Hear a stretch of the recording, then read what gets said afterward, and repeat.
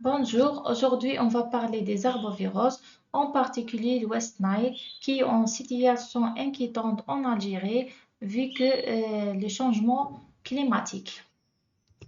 Le plan, introduction, on va parler des particularités des arboviroses, classification et les formes cliniques. On a trois formes cliniques, la forme neurologique, on va détailler le West Nile, la forme algo-éruptive, on va parler de la dengue, Zika et chikungunya, et la forme hémorragique, c'est une entité à part, on ne va pas les détailler aujourd'hui. Donc l'introduction, les arboviroses, c'est une zoonose virale due à différents virus plus de 500 transmis par un arthropode hématophage, rarement par transfusion, greffe d'organes ou bien par voie sexuelle selon le virus. Arbovirus signifie un arthropode borne virus, c'est-à-dire un virus qui naît chez les arthropodes. Arthropode, c'est un invertébré au corps formé de segments articulés tels que les insectes, les tiques et les phlebotomes. Donc, l'arthropode, c'est un vecteur qui joue un rôle dans la multiplication de virus.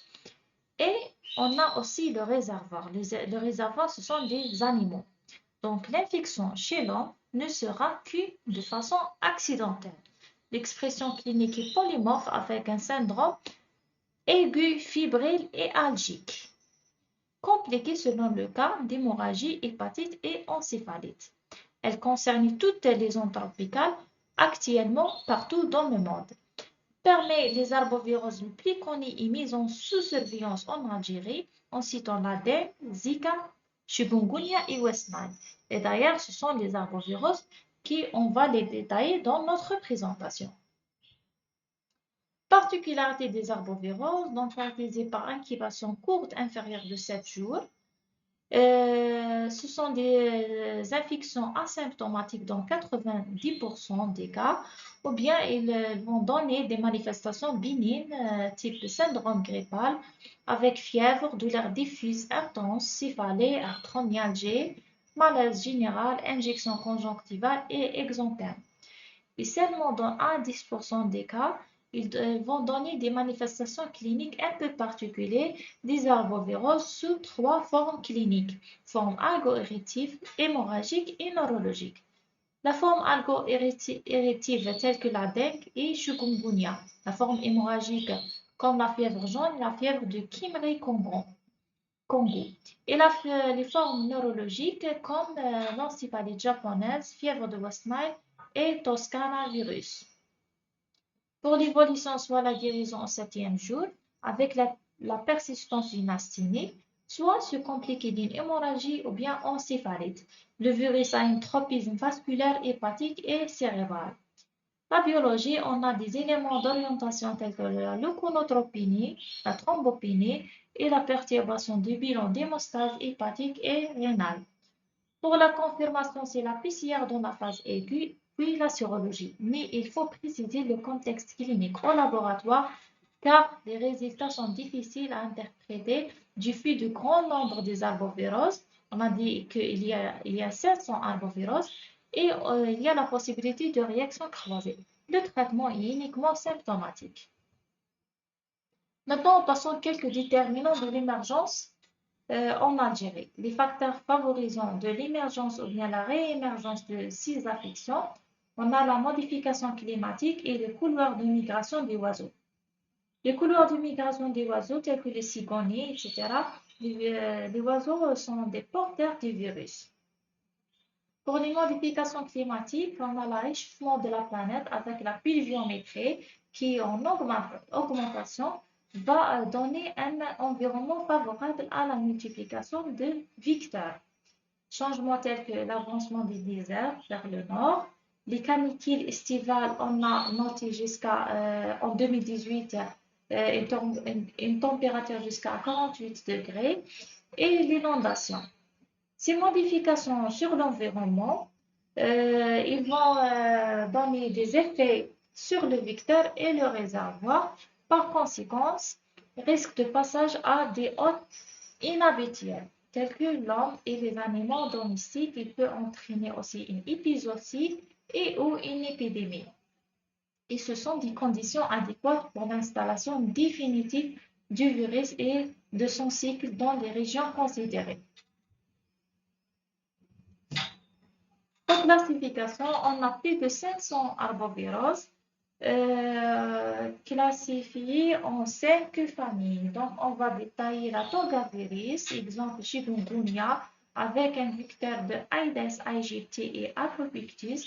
La distribution, c'est l'Afrique, l'Asie, l'Amérique latine, etc. Aussi, la Falcivirida, on va parler de la dengue, Zika, West Nile, le vecteur entre Aedes et Culex pour West Nile. Des régions, l'Amérique, l'Asie, sud, l'Afrique, etc. Maintenant, on passe à la forme neurologique, la fièvre du West Nile. Donc, c'est une zoonose transmise par le vecteur arthropode hématophage, le moustique Culex, ou bien Aedes, le moustique Culex, c'est le principal vecteur, ou bien Aedes albopictus, surnommé le moustique tigre, un autre vertébré comme l'homme et les mammifères. Elle est isolée pour la première fois à Ouganda en 1937, était limitée à la région africaine puis s'est propagée à l'Europe et aux États-Unis d'Amérique en 1999.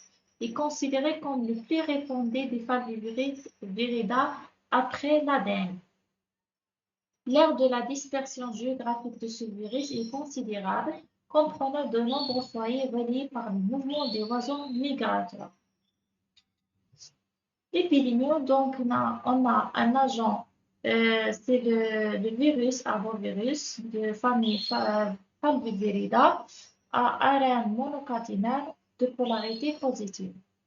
Et aussi, on a le vecteur, c'est le Culex, caractérisé par une activité nocturne, c'est-à-dire qu'elle pique au cours de la nuit, et rarement Aedes albopictus. Le réservoir, ce sont les oiseaux qui jouent un rôle d'amplificateur. Les oiseaux, ce sont des porteurs de virus et ne développent pas la maladie. Les corbeaux sont les espèces les plus sensibles. Donc ici, il y a transmission d'oiseau à oiseau à travers des piqûres de moustiques.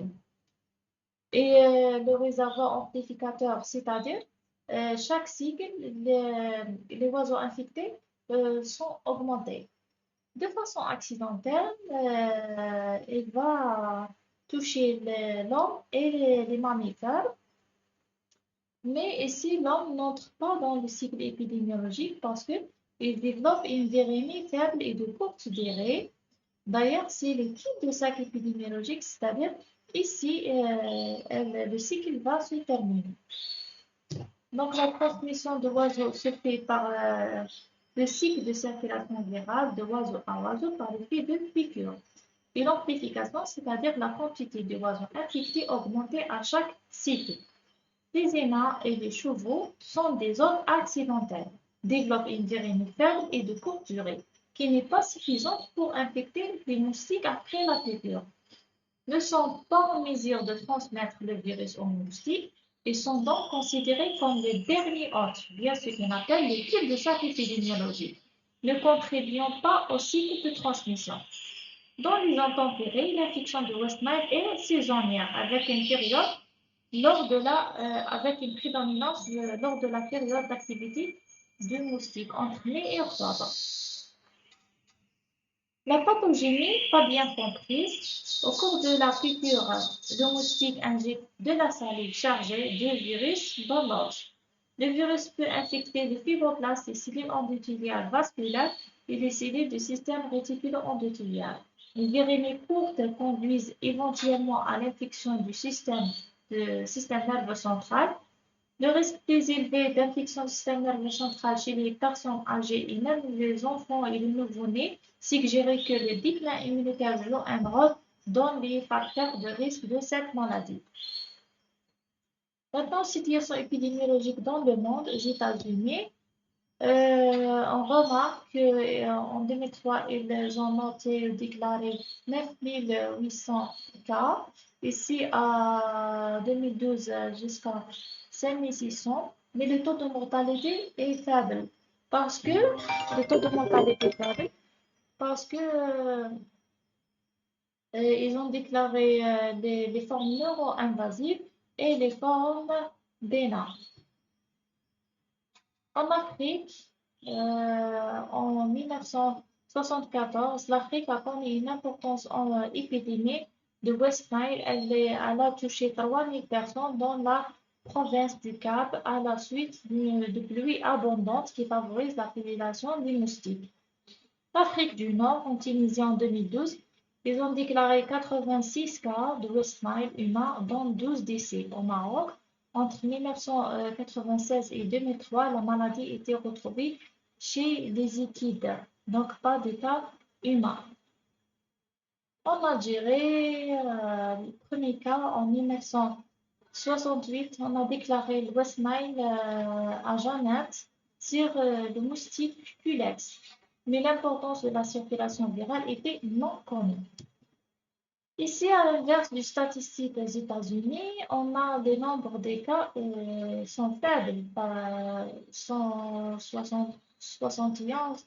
Ici, on a 143, mais le taux de mortalité est élevé parce que on a dirait on déclare que des cas positifs.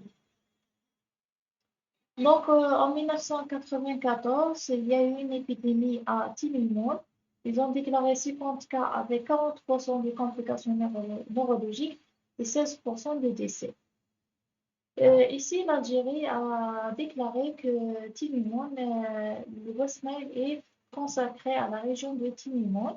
Après, en 2012, il y a une personne âgée résidant en France, mais il a visité l'Algérie, Gigel, et où il est contaminé.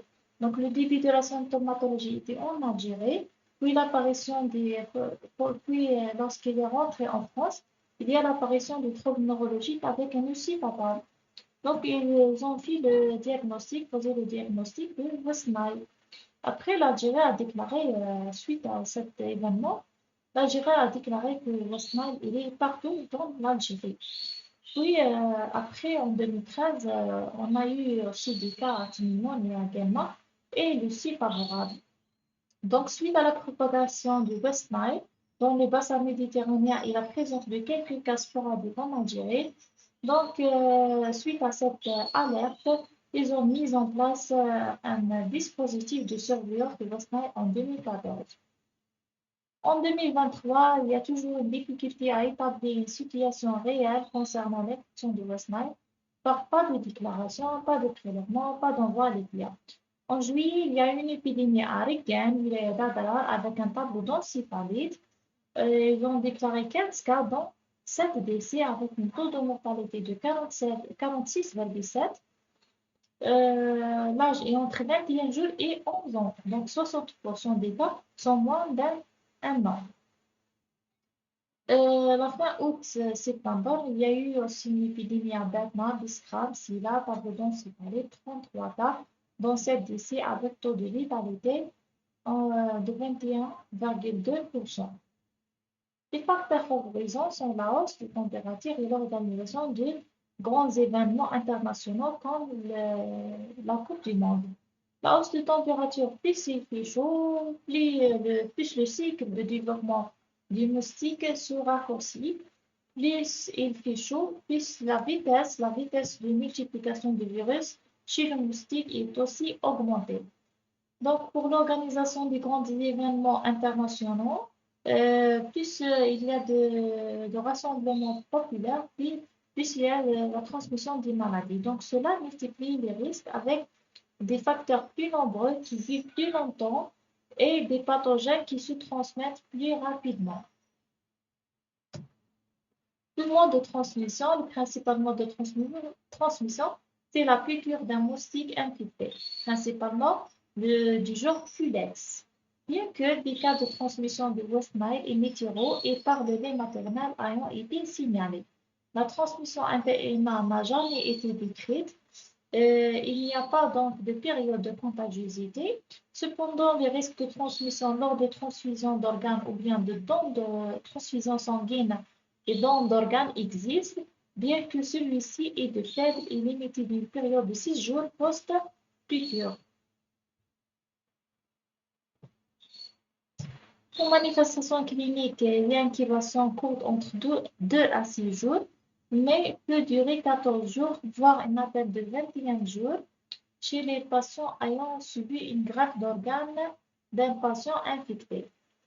La période d'état l'apparition soudaine d'un syndrome pseudogreffal caractérisé par une forte fièvre accompagnée de frissons, malaise, céphalée, rachalgie, arthralgie, myalgie et douleur rétro-orbitale, associée plus ou moins à troubles digestifs type anorexie, nausées, vomissements, diarrhée, dysphagie, érythème facial, conjonctivite, l'exanthème, l'éruption maculopapulaire rose pâle, rarement hépatomégalie et splénomégalie. Autres signes tels que myocardite, pancréatite et hépatite.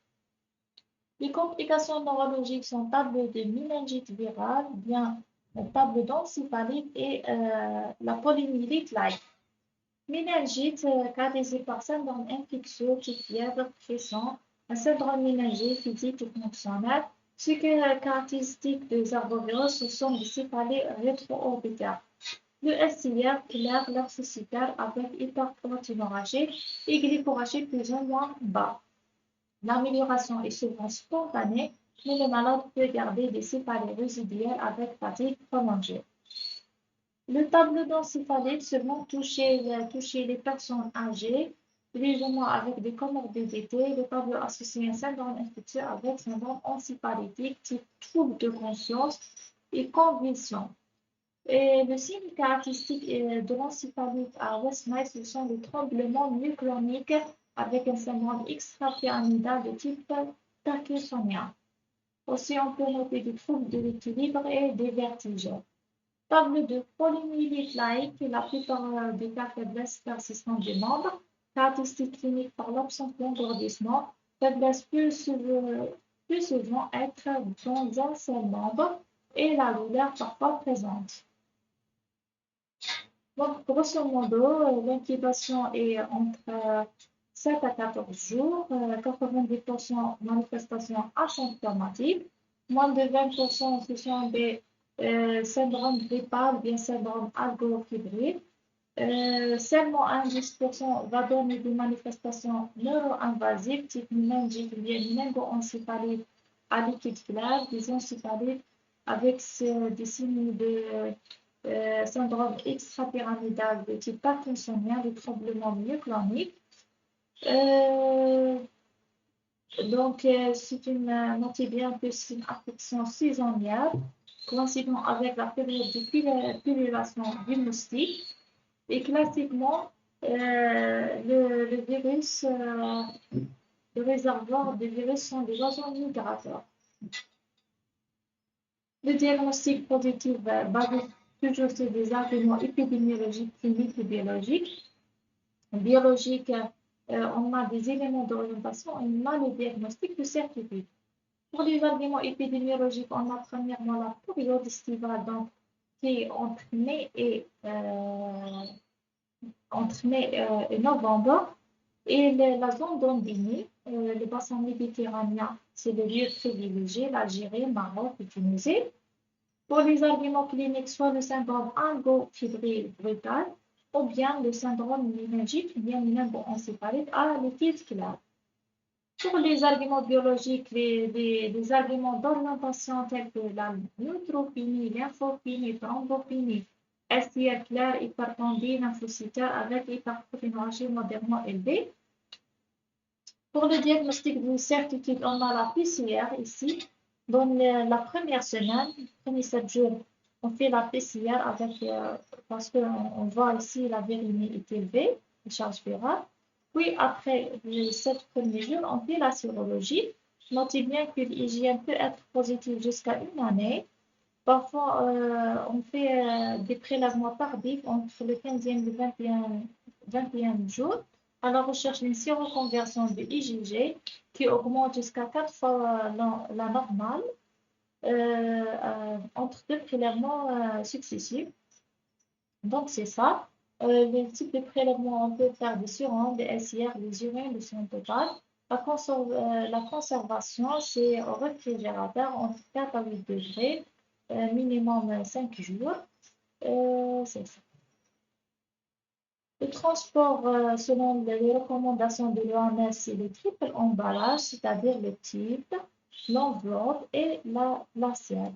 Et n'oubliez pas toujours d'accompagner le prélèvement avec un fiche de renseignement, de préciser le contexte épidémiologique et les signes cliniques et l'arbovirose suspect parce qu'il y a des seins sont arboviroses, donc il y a le risque de réaction croisée. Maintenant, les définitions des cas, on a un cas suspect, cas probable, cas confirmé et un cas écarté. Cas suspect, c'est toute personne hospitalisée entre le 1er mai et le 30 novembre dans toutes les wilayas d'Algérie. Toutes les wilayas d'Algérie, avant, c'était seulement les régions de Timimoun, etc. Mais actuellement, elle est partout. Donc, et présentant des manifestations neurologiques de type méningite ou méningo-encéphalite, associées à une fièvre supérieure à 38,5 et SIR à liquide clair à prédominance lymphocytaire. Cas probable, c'est un cas suspect avec identification de IgM dans un seul échantillon. Cas confirmé au moins un des critères suivants, soit PCR positif dans les urines de SIR le sang, soit IgM dans le SIR, soit la séroconversion, c'est-à-dire augmentation de 4 fois de titre des anticorps des IgG sur 2 prélèvements consécutifs, ou bien des IgM positifs à ration élevée avec IgG aussi positif. Cas écarté, c'est IgG négatif collecté entre le 8e et le 20e jour après le début de la maladie et ou IgG négatif collecté entre le 28e jour après le début de la maladie. On peut noter aussi des images radiologiques avec un tropisme particulier des noyaux gris sont l'hypothalamus, le tronc cérébral et le cervelet, ce qui est caractéristique, ou bien ce qui explique l'atteinte extrapyramidale type parkinsonien, avec l'atteinte des noyaux gris centraux. Le diagnostic différentiel, c'est tout concerné les méningo-encéphalites à liquide clair, soit viral herpétique, soit bactérien tuberculose, soit parasitaire comme paludisme ou toxoplasmose. Le traitement opératif est symptomatique, pas de traitement antiviral codifié. La prévention, c'est la lutte antivectorielle. Basée sur 3 actions. Des actions d'information et sensibilisation de la population, actions de mobilisation sociale et actions sur l'environnement qui est divisée en 2, soit par éliminer les eaux stagnantes, par l'usage du larvicide biologique et par la protection individuelle par les moustiquaires, les vêtements à manches longues et les répulsifs. Il n'y a pas de vaccination à usage humain. Pour mieux détailler le chapitre de la prévention et pour comprendre la lutte antivectorielle, il faut connaître la vie de ce moustique elle a une deux vies d'ailleurs, une vie aérienne et une vie aquatique. La vie aérienne, c'est la vie de l'adulte.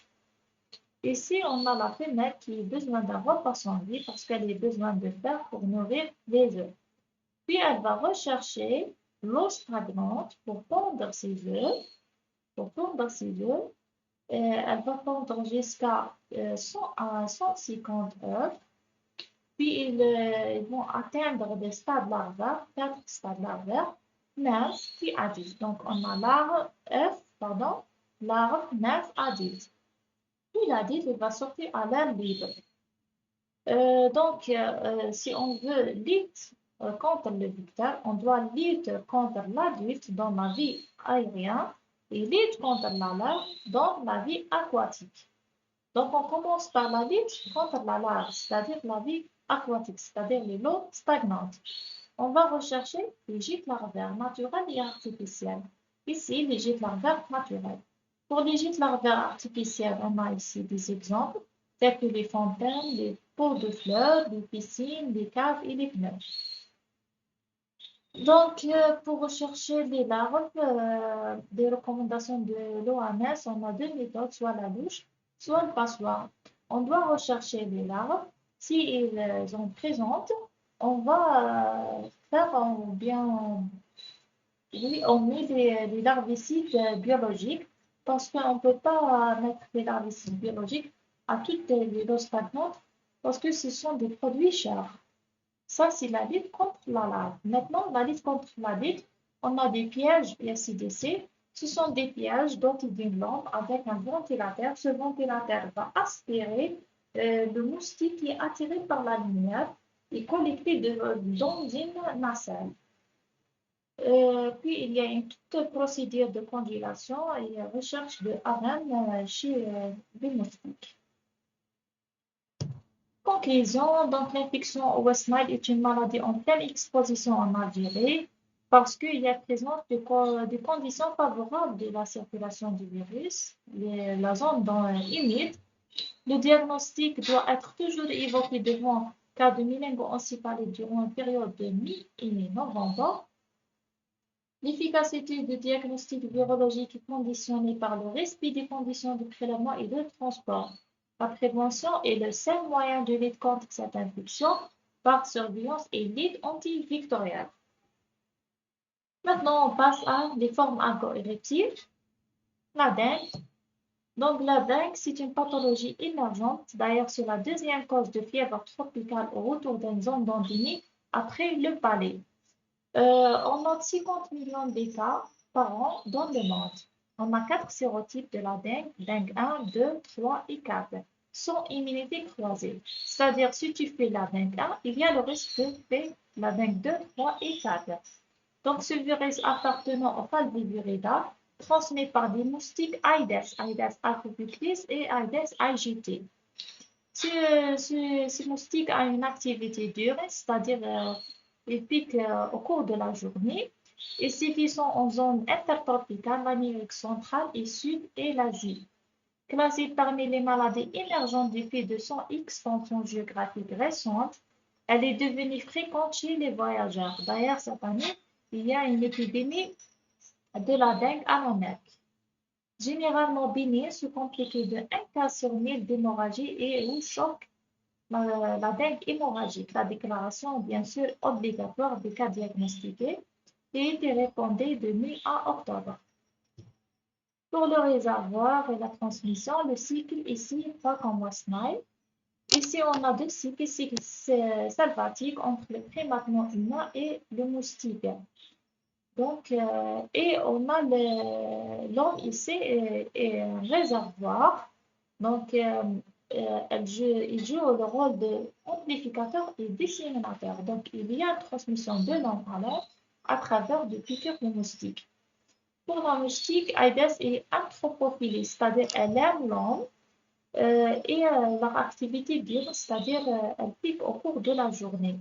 On a Aedes aegypti, c'est le principal vecteur dans le monde, et Aedes albopictis, surnommé moustique tigre, il peut être transmettre la maladie. Autre mode de transmission aussi décrite, tels que le mode sexuel, transfusion et bien greffe d'organes. Les manifestations cliniques de la dengue, toujours incubation courte, comme on a dit dans l'introduction, que les arboviroses caractérisées par une incubation courte.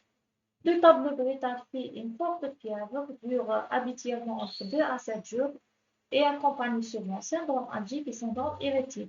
Le syndrome algique fait des douleurs corporelles généralisées, des myalgies, arthralgies, des douleurs oculaires, rétro-orbitaires, des céphalées et de photophobie, et de rougeur du visage. Syndrome érectile, qui donne exanthème maculeux-papilleux, facile tranquillaire dans 50% des cas. On peut aussi noter des taches purpuriques aux membres inférieurs et peut être palmaire et palmoplantaire et périurinaire, réalisant un syndrome alvéolétique fébrile. À ce stade, le diagnostic est difficile de distinguer la dengue et les autres maladies avec éruption fébrile. Les autres signes hémorragiques mineurs tels que des pétichés, purpurins, épistaxis et gingivorragie. On a le signe du tournique, c'est l'apparition du pétiché à la suite de l'application d'un brassard à tension gonflé autour du bras. Ce signe est pris en compte donc classification de l'OMS, témoigne une augmentation de la fragilité capillaire, mais ni sensible ni spécifique. Autres signes tels que la dysphagie pharyngite, injection conjonctivale, anorexie, diarrhée, nausée, du vomissement sont courantes. Par ailleurs, on peut aussi noter des l'hypatomégalie sensible à la palpation après quelques jours de fièvre. À la FNAS, la première anomalie à apparaître, c'est la diminution progressive de la numération leucocytaire totale qui doit alerter le médecin. Pour le diagnostic, les signes cliniques sont non spécifiques. On a trois méthodes. On a soit le RT-PCR, on a aussi l'antigène NS1, c'est un antigène spécifique non structural de la dengue, et on a la sérologie. Donc, dans les 5 premiers jours, on peut faire l'antigène NS1 et le RT-PCR. Entre G5 et G7, c'est le RT-PCR et la sérologie. À partir du 7e jour, on fait uniquement la sérologie. Donc, choix de la méthode, il dépend du contexte épidémiologique et la phase clinique. Maintenant, on passe toujours dans la dengue, le traitement, il n'y a pas de traitement. Et la prévention, toujours la lutte antivectorielle. Zika. Le virus Zika est un alphavirus de la famille Falviviridae. Le Zika a été isolé pour la première fois dans la forêt Zika en Ouganda en 1947 à partir de prélèvements sanguins d'un macaque rhésus. Le vecteur c'est moustique Aedes. La transmission sexuelle est possible. Il y a une épidémie majeure en Amérique du Sud, Amérique centrale entre le 2015 et 2016. Généralement bénigne, voire asymptomatique. Par ailleurs, il y a deux risques dans le Zika, soit les malformations fœtales, des microcéphalies, aussi, surtout lors de l'infection pendant la grossesse, et aussi le risque de syndrome de Guillain-Barré. On a 4 modes de transmission. Le premier mode, c'est la piqûre de moustique de genre Aedes, c'est le principal mode de transmission.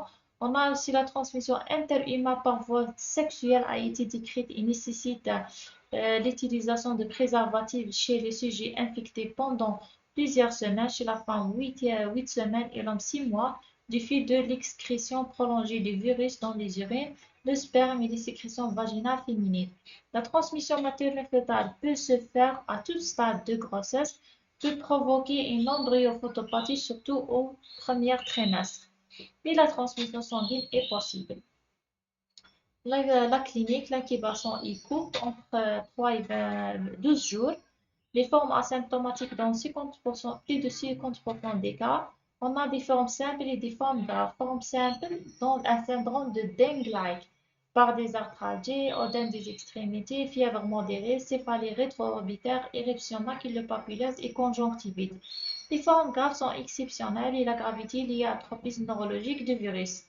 Les formes plus graves sont le syndrome Zika congénital qui associe des anomalies crâniennes type microcéphalie, cérébrale principalement syndrome de Guillain-Barré, des complications neurologiques telles que les myélites, encéphalite, méningite et complications aussi ophtalmiques.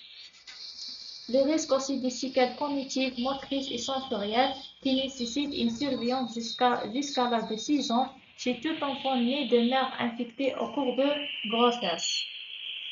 Le diagnostic des Zika, c'est la PCR pour la phase aiguë et après la sérologie. Mais la sérologie, dans ce cas, a une faible valeur prédictive positive en raison de l'importance de réactions croisées entre différents palvivirus.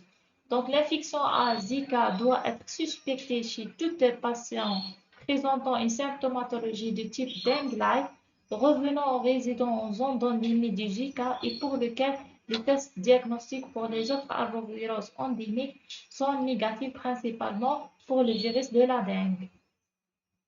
On termine notre présentation par chikungunya. Chikungunya est un alphavirus de la famille Togaviridae, transmis par piqûre de moustique de genre Aedes, soit Aedes aegypti ou bien Aedes albopictus. La maladie connue depuis longtemps, endémique en Afrique et en Asie, était transmise au sein des populations humaines par Aedes aegypti avec des épidémies régulières mais d'importance limitée. Chikungunya signifie marché courbé. La maladie provoquait des symptômes ressemblant à la dengue, telles que la douleur articulaire. La maladie touche les pays d'Afrique, l'Asie, la Sud-Est depuis 2005. Elle touche l'océan Indien. La transmission donc par Aedes aegypti et albopictis. Chikungunya, donc ici on a le cycle. Elle peut toucher l'homme, les mammifères, les oiseaux et les reptiles. Donc elle peut toucher l'homme de façon accidentelle, mais elle peut aussi entrer dans le cycle. Clinique, on a 3 stades, aigu, post-aigu et chronique. La stade aigu entre G0 et G21, caractérisé par fièvre de coupe des reins, un exantème maculopapilleux semblable à celui de la dengue et surtout de douleurs articulaires des extrémités plus fréquentes et plus intenses que dans la dengue.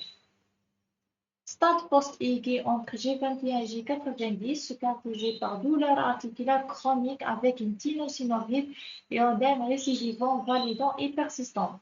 Stade chronique au-delà de 3 mois, caractérisé par un rhumatisme chronique. Les complications sont l'encéphalite et l'hépatite. Le diagnostic, comme toutes les arboviroses, au cours de la première semaine, c'est la PCR, puis de plus de 7 jours, c'est la sérologie.